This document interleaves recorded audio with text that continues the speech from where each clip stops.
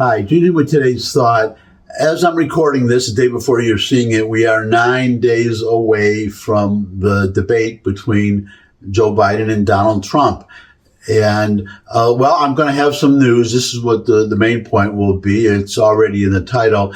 I have some probable disappointing news for the Republicans, those of you who are buying your popcorn, getting ready to settle in and watch a debate, watch Biden basically fall apart and throw away the election at that point. Now, I'm going to go into a little detail on that, but before I do, I just have to mention a couple of unusual things about this. Well, it will be one reason why I don't think Biden will collapse or freeze or anything like that or stumble on when he debates Donald Trump, because of the importance of this debate. It's really, people have said it's a make or break for Joe Biden, and in many ways it is.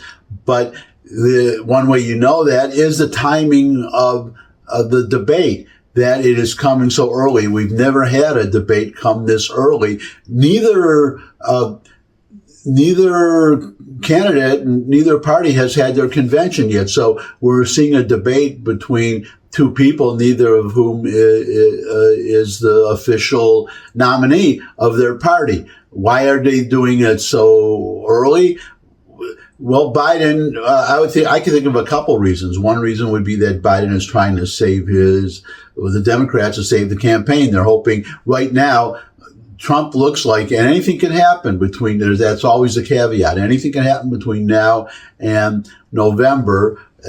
But it's looking like Trump would win if we have, the big caveat, if we have an honest election, if, it's in doubt because of now ballot harvesting and mail-in voting. And frankly, this part is perfectly legal. The get out the vote methodology. The Democrats are much better. They have these enormous databases. They're very good at getting their base out. But the one reason is that Biden wants to change the narrative while there is still time to change the narrative. For instance, and I'll talk about this, I think, in another thought, a future thought, the idea of branding, of getting Trump convicted of anything, no matter how bogus the charge, no matter how strong the probability, almost 100% that the decision will be reversed. I'm talking about the New York trial, but that most likely would happen after the election. And so that's not working for them, basically. The polls really haven't changed, especially in the swing states. So they're worried about that. So they want to have an opportunity to change the narrative. Now, of course, if the debate backfires, then it could end up hurting Biden even more. So my point is that the Democrats themselves realize how important that is. Now, the other reason is that it's happening, that the Democrats want this so early, this debate, is if Biden does blow up on stage, they're hoping that they can replace him at the convention, or find out some way to replace him with somebody other than Kamala Harris. Good luck on that. But that's two reasons why they want this so early. But getting now to my main point, the Democrats realize how important this is, how pivotal this debate could be. And it's just like the State of the Union. If you watch Biden when he speaks extemporaneously, if he's out on the rare occasions that he does, or when he has to, sometimes at an official function, that he's soft-spoken, he stumbles, he refers constantly to notes, and he doesn't.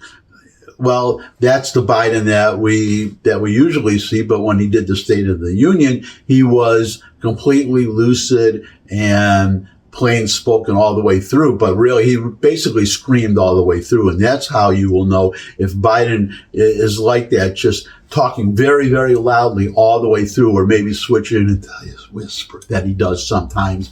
That's how, blah, blah, blah, blah, blah, and then, and then blah, blah, blah, blah, blah, blah, blah, blah. So if he does that, then you'll know he's on something, that he's taken some kind of a stimulant. So that's, though whatever they will have been giving him, he doesn't want to take a drug test or a mental competency test, anything that would test his mental abilities. He'll be on something basically, and he will be okay all the way through. Also, keep in mind, you think it's a 90-minute debate, but it's not a 90-minute debate.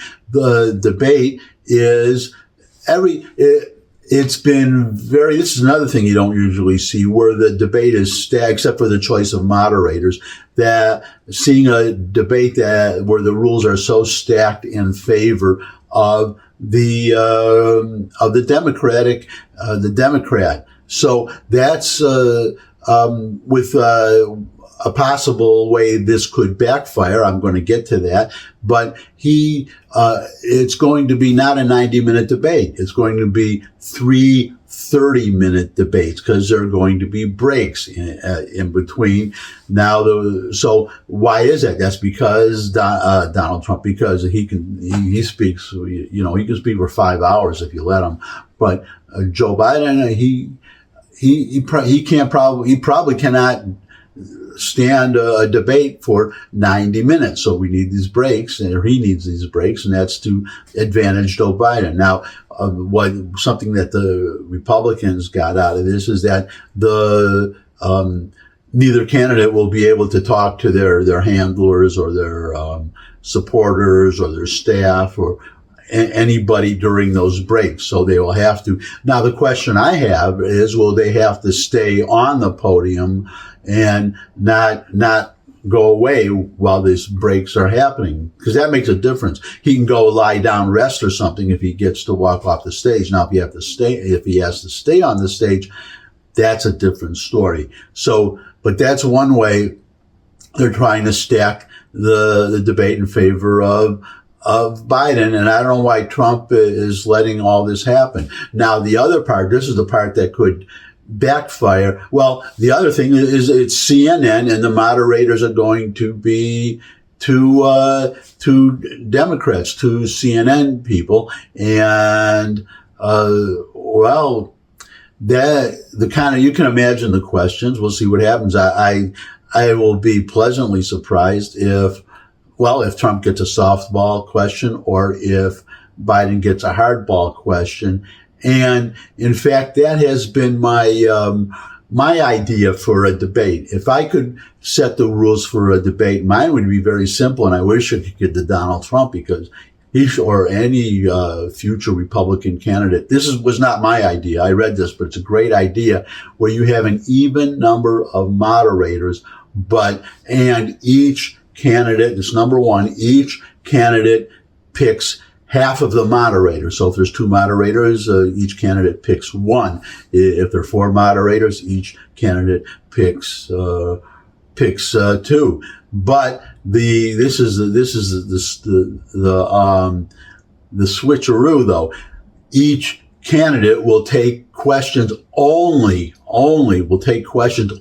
from the other candidate's choice. So you could have just as an example, you could have the Democrat could, if we had the debate coming up that way, done that way, then Joe Biden could pick, let's say, Rachel Maddow as his pick, and I don't know, Donald Trump could pick Tucker Carlson, okay? But all of Joe Biden's questions would come from Tucker Carlson. He would get no questions, no softball questions from Rachel Maddow. And Trump would get no chance of a softball question or a question to advantage him from Sean Hannity, because he would get no questions from Sean Hannity. All his questions would come from Rachel Maddow, and so on. Then you would have a real lively debate. Then you would have a debate that I would want to watch, because I'm probably not going to watch this debate. What I'll do, as I said in yesterday's vlog, is that if I read in the news that something interesting happened, then I would watch a replay of the debate, or just go on YouTube and watch if something interesting, important happens, there'll be a short clip. But mainly it's just they just repeat their talking points. They just say what they're already saying on the campaign trail, and to me, it's just not worth watching to me. Anyways, but one of the other rules, this is one I think could backfire, as somebody else pointed out, a talking head on TV, so credit where, can't remember who it was, but it wasn't, so this is not my idea. But one of the rules is that when one candidate is speaking, the other candidate's mic is shut off. So you can't have, say, Trump, as he likes to do, interrupt or say something or throw in a comment.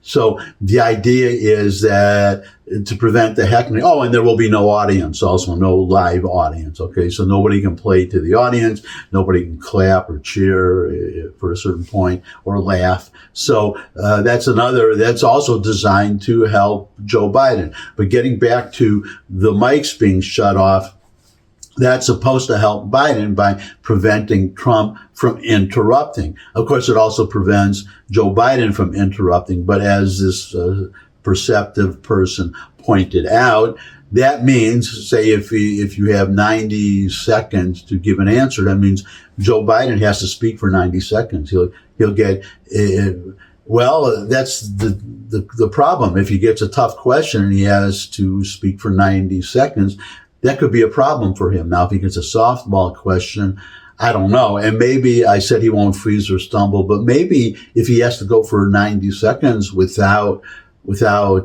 stopping, without interruption, because Trump's mic will be shut off, that's a potential to hurt Joe Biden. But who knows? That's just, I wouldn't hope for that, because Biden, maybe he could go speak for 90 seconds, and then he would have I guess it would be like a 60-second rebuttal when the other candidate speaks. But remember that it's only for a half hour, and then he gets a break. I forget how long the break is, but he gets a break. And